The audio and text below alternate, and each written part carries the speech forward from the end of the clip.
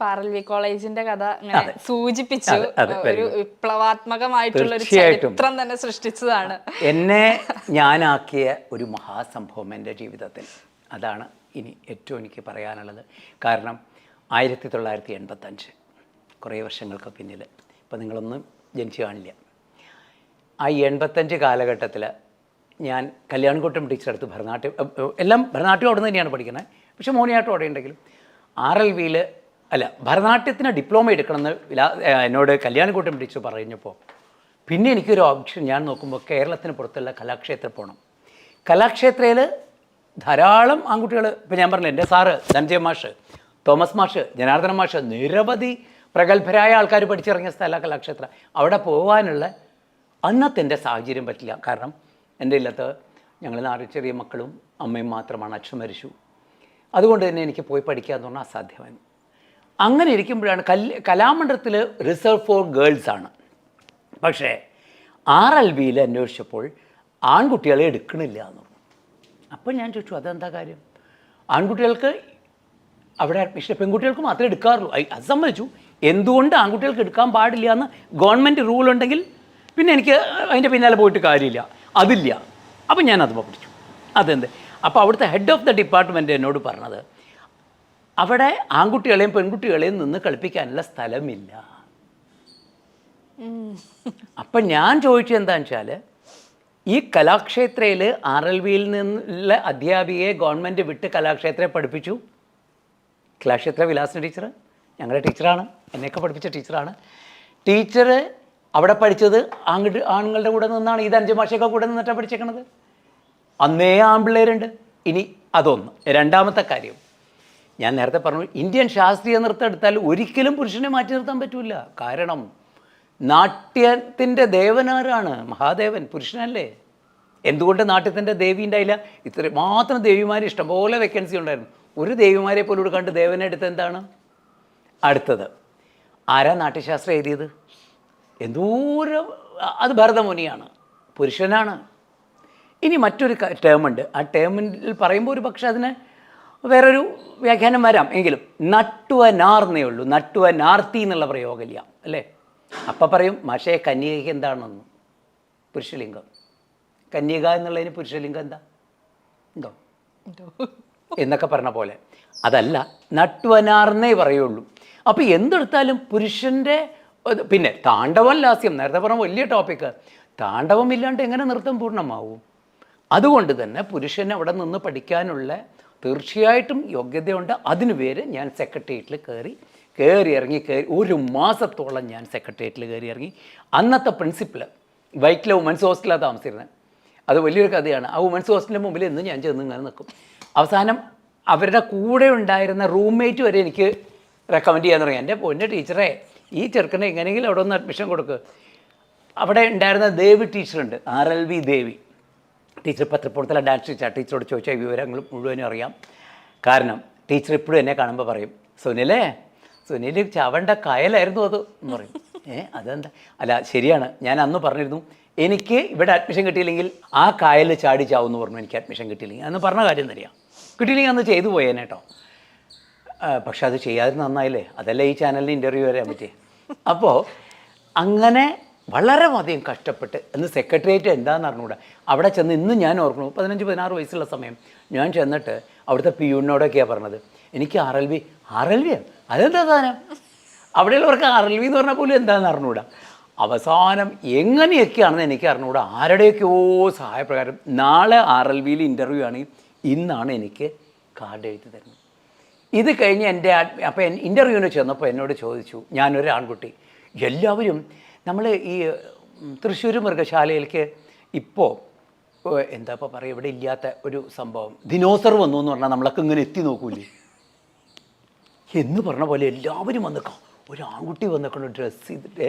അപ്പം എന്നെ ഇങ്ങനെ ഒരു ദിനോസറിനെ കാണുന്ന പോലെ ഇങ്ങനെ വന്ന് കാണാതിരിക്കുക. അപ്പം ഞാൻ ഇൻ്റർവ്യൂവിന് കയറിയപ്പോൾ എന്നോട് ചോദിച്ചത് എന്താണെന്നറിയോ? എന്താ പഠിച്ചേക്കണത്? ഭരതനാട്യം എന്താ അറിയുക? അപ്പോൾ എൻ്റെ കൂടെ ഇൻ്റർവ്യൂവിന് വന്ന എല്ലാവരും ഭരതനാട്യം ഐറ്റംസ് മാത്രമല്ല കളിച്ചിരിക്കണേ. അന്ന് സിനിമാ പാട്ട് വെച്ച് കളിച്ച ആൾക്കാരും ഉണ്ട്. അപ്പോൾ ഞാൻ പറഞ്ഞു, ഞാൻ വർണ്ണമാണ്. വർണ്ണം അറിയുമോ എന്ന് ചോദിച്ചു. അന്ന് ഞാൻ ശങ്കരാഭരണം വർണ്ണം കലാലയത്തിൽ നിന്ന് പഠിച്ചിട്ടുണ്ട്. പാട്ടറിയുമോ എന്ന് ചോദിച്ചു. കുറച്ചറിയാം. ഇന്ന് നിങ്ങളോട് പറഞ്ഞ പോലെയല്ല, അന്ന് ഇത്തിരി നുണ പറഞ്ഞു കേട്ടോ. കാരണം ഞാൻ അത്ര വലിയ പാട്ടുകാരനല്ല അന്ന് ഒന്നും പഠിച്ചു. പക്ഷേ ഈ ഒരു സാറിൻ്റെ അടുത്ത് ഇതിന് വേണ്ടി പോയി പഠിച്ചിരുന്നു. അപ്പോൾ അത് പാടി. നിന്നു കോരി എന്ന് പറഞ്ഞ കൃതിയാണ് ഞാൻ പാടിയത്. അപ്പോൾ അതിൽ കുഴപ്പമില്ല. മുദ്രയല്ല ടീച്ചർ, ഞാൻ വിനിയോഗം പഠിച്ചു തന്നു. വിനിയോഗം എന്ന് പറഞ്ഞാൽ വളരെ അഡ്വാൻസ് സ്റ്റേജാണ്. അന്നാന്ന് കാണിക്കുമെന്ന് പറഞ്ഞു. പതാക വിനിയോഗം ഞാൻ അന്നേ കാണിച്ചു തന്നു. നാട്യാരംഭയോ അരിവാഹിയെന്നു. എൻ്റെ ഇൻ്റർവ്യൂവിന് വന്ന ആരും തന്നെ, അന്നുണ്ടായിരുന്ന പെൺകുട്ടികൾ ആരും തന്നെ ഇത്രയും ആൻസർ ചെയ്തിരുന്നില്ല. അപ്പോൾ അവർക്ക് എന്നെ തോൽപ്പിക്കാൻ കഴിഞ്ഞില്ല. അങ്ങനെ കാരണം 6 മാസം കഴിഞ്ഞപ്പോൾ അവിടുത്തെ ഒരു ടീച്ചർ തന്നെയാണ് എന്നോട് പറഞ്ഞത്, സുനിലിനെ ഞങ്ങൾ ഇൻ്റർവ്യൂവിൽ തോൽപ്പിക്കാതിരിക്കുകയായിരുന്നു. കാരണം ഈ തലവേദന എങ്ങനെയെങ്കിലും അവരെ കുറ്റമല്ല എന്നെ. അപ്പോൾ ഇതിന് മുമ്പൊരു സംഭവം കൂടി ഉണ്ടായിരുന്നു. ടീച്ചർ, അവിടുത്തെ ഹെഡ് ഓഫ് ദ ഡിപ്പാർട്ട്മെൻറ്റ് പറഞ്ഞു, പ്രിൻസിപ്പലും പറഞ്ഞു, സുനിലിനെ ഇവിടെ എടുക്കണേൽ അധ്യാപകർക്കൊന്നും വ്യക്തിപരമായിട്ട് വിരോധമില്ല എന്ന് അവരോടൊക്കെ എഴുതി ഒപ്പിട്ട് മേടിക്കണം എന്ന് പറഞ്ഞു. ഞാൻ എന്ത് ചെയ്തു? ഇവരോടൊക്കെ എഴുതി മേടിക്കാൻ പറ്റില്ല. ഞാൻ ഒരെണ്ണം എഴുതി ഉണ്ടാക്കി. ഇവരുടെ അടുത്ത് ഓരോരുത്തരും എൻ്റെ പൊന്നു ടീച്ചറെ ഒന്ന് ഒപ്പിട്ട് തരണം, ടീച്ചർക്ക് വല്ല വിരോധമുണ്ടോ, ഞാനിവിടെ പഠിക്കുന്നതിലില്ലല്ലോ. ആ ടീച്ചർ ഒന്ന് സാറിൻ്റെ അടുത്ത്. മാലിനി ഹരിഹരൻ ഇപ്പോഴും ജീവിച്ചിരിക്കുന്നുണ്ട്, ചോദിച്ചറിയാം. ടീച്ചർ അതുപോലെയുള്ള ആൾക്കാർ അവരൊക്കെ ഇപ്പോഴും ഉണ്ടായിരുന്നവർ ധാരാളം ടീച്ചേഴ്സ് ഇപ്പോഴും ഉണ്ടല്ലോ അവിടെ. വിലാസ് ടീച്ചറൊക്കെ ഉണ്ടല്ലോ, ടീച്ചറിനൊക്കെ അറിയാം. അങ്ങനെ ഓരോരുത്തരെടുത്ത് അവർ പറഞ്ഞു, കുട്ടി എവിടെ പഠിക്കുന്നത്, ഞങ്ങൾക്ക് എന്ത് തരുമോ, ഞങ്ങൾക്ക് എന്തായാലും ശമ്പളം കിട്ടും, കുട്ടി പഠിച്ചോ എന്ന് പറഞ്ഞാൽ അവർ അങ്ങനെ അഡ്മിഷൻ കിട്ടി. ആദ്യത്തെ പുരുഷ വിദ്യാർത്ഥി ഭരതനാട്യത്തിൽ എന്ന് പറഞ്ഞ് 1985 ചരിത്രം കുറിച്ചു. അത് അന്നത്തെ എല്ലാ പേപ്പറിലും ഇപ്പോഴും ഓർക്കണു. ഈവൻ ഈ വനിതാ മാഗസിനിലെ നർത്തകികൾക്കിടയിൽ ഒറ്റയാൻ, ഇതായിരുന്നു എൻ്റെ ക്യാപ്ഷൻ അന്നത്തെ. ഞാനിപ്പോഴും ഓർക്കണു. എന്തിനാ ഫെമിനൽ വരെ, മെയിൽ ഡാൻസേഴ്സ് ഇൻ ഇന്ത്യ എന്നിട്ടൊരു ഇത് വന്നിരുന്നു, ഫെമിനൽ. അതുപോലെ മലയാളത്തിലെല്ലാ പേപ്പറിലും കോട്ടയത്തു നിന്ന് കുറേ പ്രസിദ്ധീകരണം ഉണ്ടായിരുന്നു. കോട്ടയംകാർക്കൊക്കെ അറിയാൻ പറ്റും. എന്തൊക്കെയോ കുമാരിയോ സഖിയോ എന്നെങ്ങാണ്ടൊക്കെ കുറേ ഉണ്ടായിരുന്നു. ഇതിൽ മുഴുവൻ എൻ്റെ ഇൻ്റർവ്യൂ. ഇപ്പം എങ്ങനെയാണോ ചാനലുകാർ ഇപ്പോൾ ഓരോ കാര്യം കവർ ചെയ്യുന്നത്, അതുപോലെ സാക്കല്ല പേപ്പറിൽ വലിയ ന്യൂസായിരുന്നു. സ്റ്റാറായി. അതെന്തോ അല്ല, അന്ന് തീർച്ചയായിട്ടും സ്റ്റാറല്ല. എനിക്ക് ഏറ്റവും സന്തോഷം എന്താ അറിയോ, ഞാൻ അവിടുന്ന് ഇത്രയും കോഴ്സ് കഴിഞ്ഞാൽ അവിടുത്തെ ആ കസേരയിൽ ആദ്യമായിട്ട് അധ്യാപകനായിട്ടിരുന്നത് ഞാൻ തന്നെയാണ്. RLBയിലെ ഭരതനാട്യ വിഭാഗത്തിലെ നൃത്താധ്യാപകൻ. പക്ഷേ അവിടെ പക്കമേളക്കാർ വേറെ ഉണ്ട് കേട്ടോ, അവർക്ക് പക്കമേളമാണ്. പക്ഷേ നൃത്താധ്യാപകനായിട്ട് ഇരിക്കാനുള്ള ഭാഗ്യം, ഗസ്റ്റാണ് 7 വർഷം ഞാൻ വർക്ക് ചെയ്തു RLBയിൽ. ഗസ്റ്റായിട്ടാണെങ്കിലും ആ കസേരയിൽ ഇരിക്കാനുള്ള ഭാഗ്യം എനിക്ക് കിട്ടി. ആ യൂണിവേഴ്സിറ്റിയുടെ എക്സാമിനറുമായി, MG യൂണിവേഴ്സിറ്റി എക്സാമിനറായിരുന്നു ഞാൻ. സെൻറ്റ് തെരേസാസിലൊക്കെ ദേവി ചന്ദനയൊക്കെ പഠിക്കുന്ന വർഷം ഞാനായിരുന്നു എക്സാമിനർ. എനിക്കതൊരു ഒരുപാട് സന്തോഷമുണ്ട്. ദേവിക്ക് ഫസ്റ്റ് റാങ്ക് കൊടുത്ത് ഞാനാണ്.